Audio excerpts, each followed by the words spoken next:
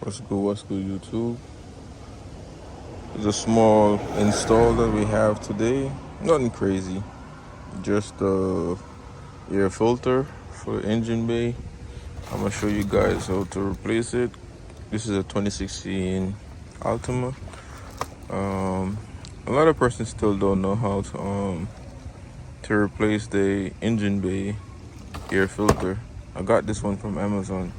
I think it was like around $17. I think, but I will leave the link down in the description so you guys can see it. And please don't forget to like and subscribe and drop a comment down below.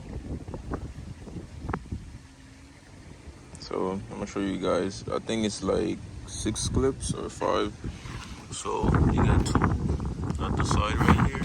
You can use the hand easily. Push it. One is in the back. Push it. One is in the front. That's 3. 2 more over here. So it's 5. They're all at the side.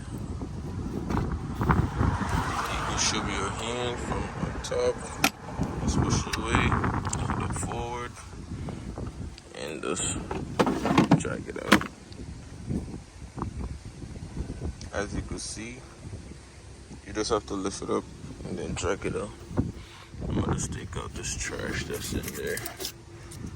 Normally, you could vacuum it, but it's about to rain and we don't have the vacuum outside, so we're just gonna put it in. And you can tell, like it never changed before from the previous owner.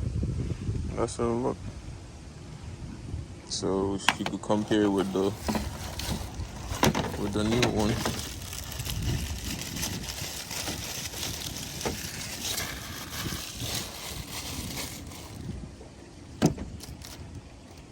So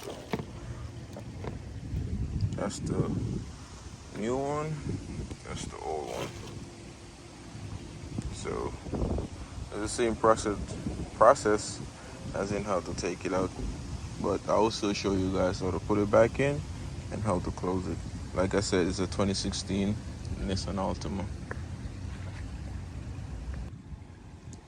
Yeah, let's see if I could install it with one hand. Just there.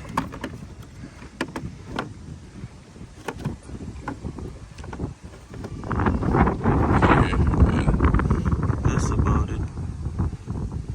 Put it back in there. You could close the front one first if you want. It don't matter which one you close first. And then you can move to the side.